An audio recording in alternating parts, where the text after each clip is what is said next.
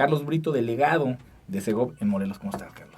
Bien, muchas gracias. Y en efecto, pues preparando la gira presidencial que tendremos el día de mañana. El día de mañana, y definitivamente lo hablamos, ¿no? Cuando viene Andrés Manuel López Obrador al estado, ¿a dónde va? Pero aquí, pues obviamente un estado de izquierda, no obradorista, de izquierda, porque al final de cuentas, lo hemos dicho muchas veces, todo el mundo dice que es de obradorista, ¿no es cierto? Es de izquierda, y el que está encumbrado en ese momento en la izquierda, pues representa a los corazones del estado. Entonces, cuando viene Andrés Manuel al estado de izquierda, pues levanta polvo, ¿no?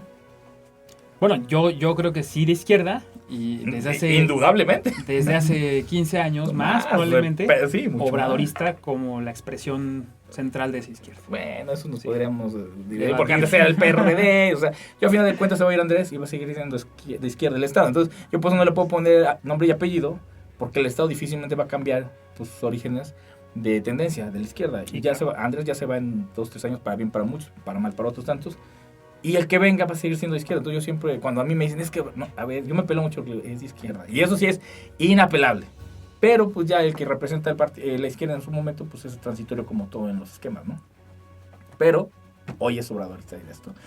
¿Cómo ves platícanos un poquito, ¿a qué viene el presidente? O sea, sobre todo porque pues muchos de la gente morena pues, lo ves expectante, Héctor. La oposición también, al final de cuentas se extrae la agenda.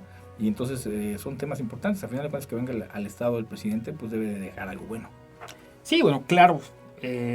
Parte de la gira presidencial que se hace constantemente, no solamente es, y así lo vemos en todos los estados, de inicio lo que se hace es el tener el gabinete de seguridad. Es decir, el gabinete que ocurre todos los días en Palacio Nacional se desplaza para tener esa sesión y lo tropicaliza dentro de digamos, un espacio que se mezcla la Mesa de Seguridad Nacional, ¿no? La mesa que incluye el parte del gabinete ampliado también, y que además se adiciona, en este caso, a las mesas de construcción de paz que se tienen en cada uno de los estados, para tratar temas relativos precisamente a seguridad. Después se tiene justo la mañanera, ¿no? La conferencia matutina, que dura alrededor de 2 horas, y ya después se tratan temas... 2 horas, qué bárbaro. Se tratan temas, a veces puede durar más, temas ligados al Estado, temas en materia de gobernabilidad, de temas de obras públicas, de intervención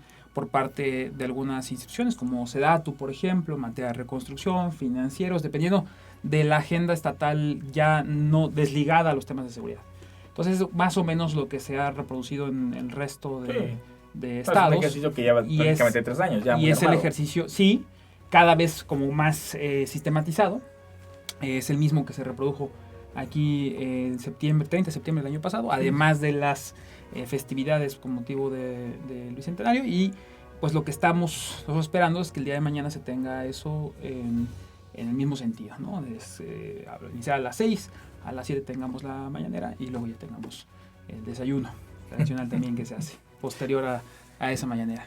Carlos, saliéndome un poquito del tema, estuvieron haciendo una promoción sobre un tema de diálogos, unos foros que denominaron como diálogos, donde pretenden impulsar una iniciativa de ley que quieren crear la prevención y protección ante agravios para personas defensoras de derechos humanos y periodistas. Y veíamos al fiscal, entre otras personalidades, en este foro que llevaron. Platícanos, es entre hoy y mañana. ¿En qué consiste? Es parte también igual de la política que tiene atención la Subsecretaría de Derechos Humanos, Población y Migración, que encabeza el subsecretario Alejandro Encinas. Es parte de la política presidencial que se tiene en este momento de revisar, sobre todo ante la crisis que se ha desatado, y es una agenda central dentro de las mañaneras, precisamente.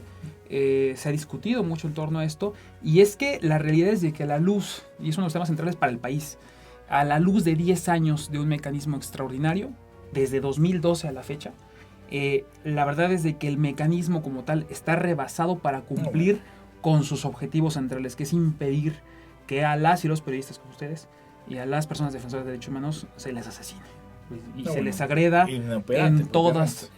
Es operante en el sentido de sus alcances, que son pocos, y sobre todo una de las críticas centrales que se ha hecho es que es un mecanismo federal. En la comunicación, y sobre todo para quien nos escucha o para quien nos ve, decir federal a veces uno se imagina que es todo el aparato administrativo, y no es el caso. Justo la diferencia entre el IFE y el INE, por ejemplo, ¿no? Sí, o el IFAI y el INAI, tiene que ver con la capacidad de atracción, con la coordinación de facultades, precisamente.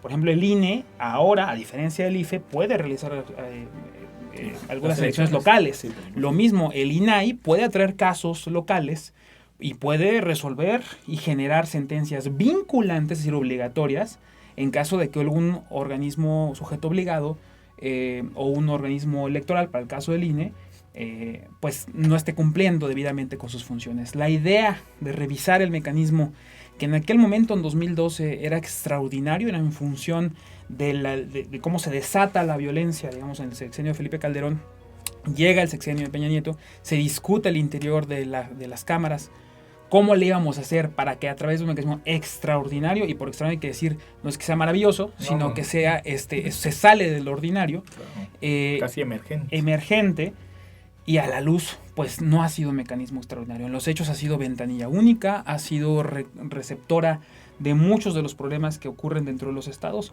Más de un 45% de los casos que se tienen contabilizados de agresiones a periodistas y personas defensoras vienen de presidentes municipales, vienen de actores municipales.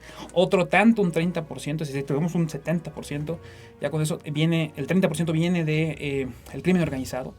Y eso, cuando tienes un mecanismo que solamente es vinculante para entidades federales, para autoridades federales, pues le cuesta mucho trabajo definitivamente, y ahí es donde se ve rebasado ante la realidad el poder coordinar autoridades locales. Entonces, esa es la luz de la experiencia de los 10 años, es una de las materias, unos temas centrales que se tiene, y es una instrucción presidencial el revisar el mecanismo y el poder proponer un marco nacionalizado en esta materia.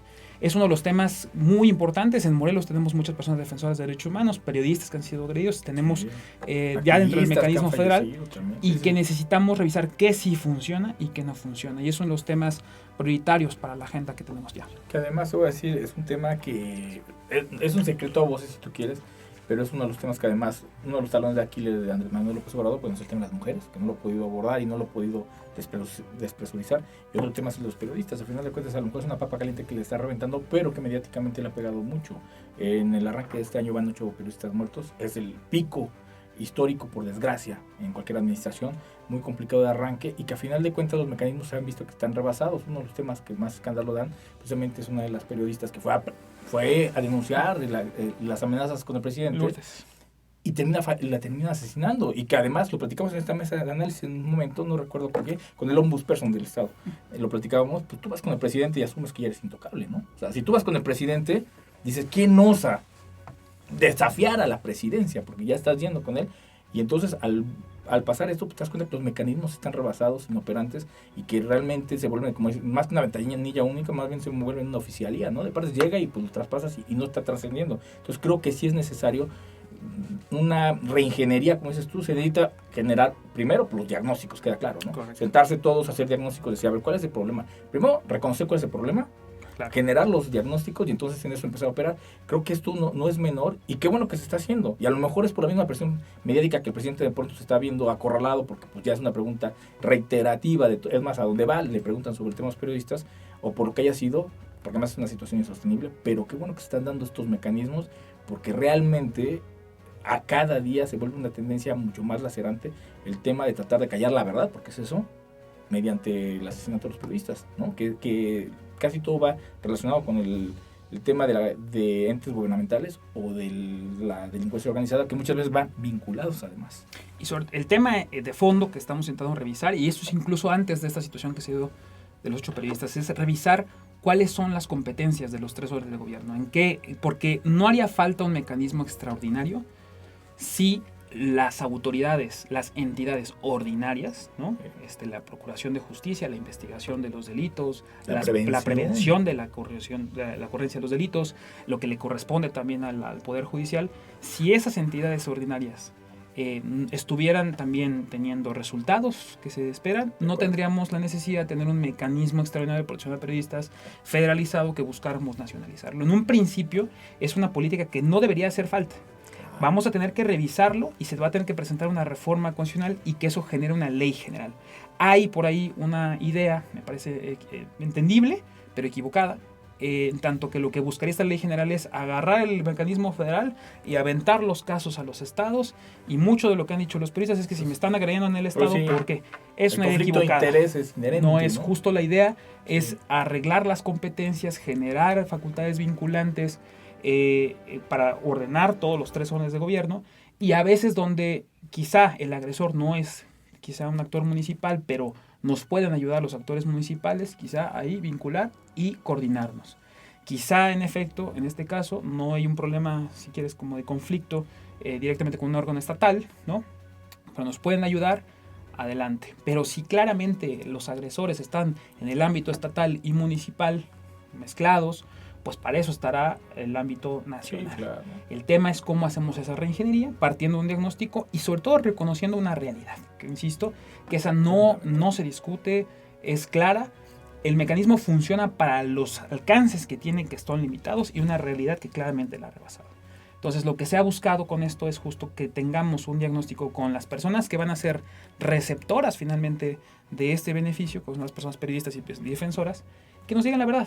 Hoy ha sido una jornada muy intensa, ha habido denuncias muy duras, muy crudas, sobre lo que se ha hecho mal por parte de las instituciones, pero también con esa crudeza y con esa honestidad de enfrentarse a esos reclamos, es que nosotros tenemos que armar el diagnóstico de manera adecuada y poder presentar por ahí de septiembre ya lo que sería, primero necesitamos abrir la puerta con una reforma educacional, pero ya en septiembre quizás estar presentando ya ese proyecto a través de un mecanismo primero así de diagnóstico, luego de parlamento abierto y luego que ya podamos llegar a esa ley general, porque esa va a ser la ley básica, la ley marco, la ley mínima que todos los estados tendrán que adoptar, los que no tienen mecanismo, los que no tienen ley local, los que no tienen un convenio, que lo tengan que adoptar y tengamos una política nacional, un registro nacional de agresiones, tengamos sus protocolos homologados.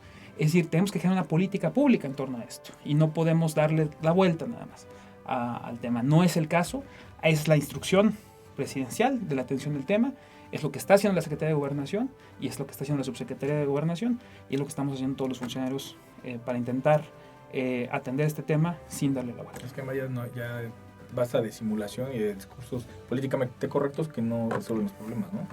Carlos, en este primer día del foro, porque dura 2 días si tengo bien entendido, ¿cuál fue la respuesta por parte de las autoridades que asisten a este foro? ¿No? Veíamos varias autoridades estatales importantes, ¿no? O que se ven directamente inmiscuidas.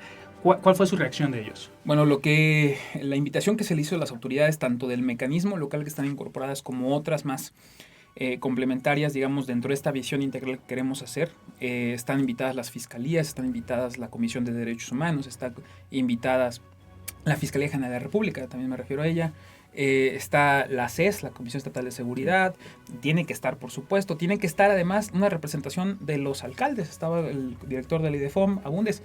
La idea es que todos seamos corresponsables y de eso el hecho de que llegaran, estén presentes y que estén dispuestos a escuchar ya en sí mismo es un gran avance, porque no sé si en otro momento se ha presentado una situación que en una crisis de esta naturaleza, de manera abierta además, e insisto, y con pronunciamientos y discursos muy claros, incómodos, muy contundentes, muy directos y pueden ser incómodos y le apelan a uno en lo político, en lo público, también en lo personal.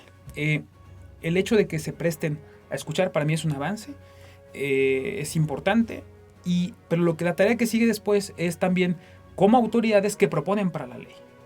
Porque la fiscalía puede tener, oye, yo tengo problemas para poder avanzar en la investigación de delitos, sea presupuestal, sea temas de coordinación, sea tema de lagunas jurídicas, también que nos pueda decir por qué ruta mejorar el proceso de investigación de los delitos. Si el tribunal que estuvo presente, uno de los magistrados del Tribunal Superior de Justicia, tiene problemas también que se le ha complicado la judicialización de los casos, que nos puedan decir también, en efecto, ¿no?, que abonar a este marco de ley general. Lo mismo con las policías, porque muchos de los temas tienen que ver justo con las escoltas, ¿no?, parte de las medidas de protección, también que nos puedan decir, porque es entre todos podemos construir un mejor mecanismo, y es finalmente el objetivo, digamos, de estos foros de diálogo. Ese es el 5º que se realiza en los estados, se ha hecho ya en Sonora, en Nayarit, en Oaxaca, en Ciudad de México antes, esperamos que sean algunos más, están abiertos a todo el mundo. Y la verdad es que ha habido representación de todos los bloques, de los defensores de la tierra, los movimientos contra la minería, LGBTs, trabajo sexual, representación de víctimas de distintos tipos, periodistas, yo me atrevo a decir, de muchas perspectivas, ¿no?, y posturas incluso en torno a muy críticos al gobierno del Estado y muy críticos al gobierno federal también. Entonces eso es justo lo que hemos buscado y también incluso favorables a, ¿no? Y yo creo que hoy no puedo decir que, a pesar de que sí nos hicieron comentarios de que hace falta abrir un poco más e invitar más a algunos sectores que no estuvieron suficientemente representados, lo que podemos decir es que fue abierto, que fue plural y que no haz como otras situaciones de generar una asepsia, un control, una simulación y opinar como si fuera a hacer unas relaciones públicas. Es hacer finalmente una defensa de la vida, que es finalmente lo que tiene que ser el centro de la política, y es lo que discutimos y lo vamos a seguir haciendo. Estamos hablando con Carlos Brito, delegado o representante de la CEGOV en Morelos, como quieras.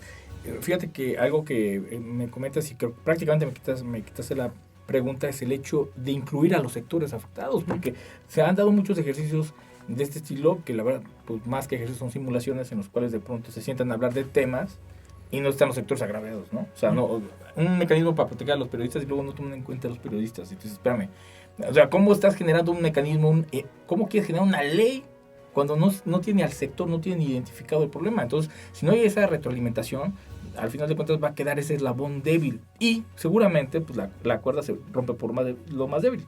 Ese va a ser donde va a fallar este sistema. Entonces, el hecho de que esté involucrándose tantos sectores para evitar una simulación y empezar a generar mecanismos reales, independientemente de por qué se hayan tenido que emanar, que al final de cuentas queda claro que porque el sistema de seguridad pues, no está funcionando del todo, porque si la justicia, la prevención y el tema ya de la sanción estuvieran caminando, pues no estaremos hablando de tener que generar mecanismos extraordinarios. Correcto. Por desgracia, nuestra realidad no es esa. Entonces, al final de cuentas, qué bueno que se está generando esto. Y la otra pregunta que pues, me viene de manera implícita a la cabeza es, independientemente si por un tema político, independientemente si es por un tema mediático, ¿crees que ya que para la presidencia de la República en este momento el tema del agravio hacia los periodistas se vuelve una prioridad? Sí, absolutamente. En este sentido, justo el presidente de la República sería, una vez terminado el trabajo que tendría que llevarse de las relatorías, se construye una iniciativa y en algún momento de presidencia de la República saldría al Congreso de la Unión. Ese es el compromiso, que todo ese trabajo va a subir justo y esa es la instrucción que se tiene. No es una agenda complementaria, tangencial, en la lejanía. Es una agenda central y se ha mencionado en la conferencia matutina como 3-4 veces. El presidente ha dicho, estamos revisando este tema, el subsecretario Encinas está encargado y vamos a presentar una reforma. Y no solamente de eso, también ha mencionado también la necesidad de fortalecer los derechos laborales a los periodistas, hacer un fondo del gobierno para fortalecer algunos temas que en la precariedad laboral a veces no es posible subsanar por las dinámicas de los medios, subsanar con, digamos, los derechos laborales de manera adecuada, sobre todo en materia también de seguridad social, y es parte de lo que se está avanzando. Son temas que hay que tocar, hay temas que hay que avanzar, que discutir de manera abierta y ver de qué manera podemos solucionarlos. Entonces sí es una agenda prioritaria, no es, yo sé que, y hay que decirlo tal cual, no es una simulación, y si fuera una simulación no habríamos abierta la invitación, no nos expondríamos a escuchar todas las voces, no nos pararíamos y haríamos un exabrupto si nos interpelan. Estamos para eso. Muchas veces de verdad lo que hace falta es voluntad, sí, pero también acción de prestarte a escuchar y saber que uno como funcionario público representa una institución que hay que hacerla trabajar. Y es lo que creo que estamos, al menos las personas que participamos en estos foros y que el día de mañana también seguramente saldrá el tema, pues vamos a estar siempre impulsando. Tenemos 2 minutitos. Carlos, a ver, corrígeme si estoy mal. ¿Asistió algún diputado local a este foro? Y si no fue, digo, es que no se me viene a la memoria ahorita que vi que asistiera alguno. ¿Por qué no asistieron? Invitamos al presidente de la Comisión de Derechos Humanos, no tuvimos respuesta, confirmación, pero finalmente la invitación, insisto, es de que estemos generando el diagnóstico de manera primaria con las personas afectadas, ¿no? Hicimos la invitación a todo mundo, a representantes de los poderes, bueno, por diversas circunstancias quizá algunos no pueden llegar, pero la idea, el fondo, lo sustantivo, siempre va a ser el diálogo que se tenga con quienes serían beneficiarios de una política pública como esta.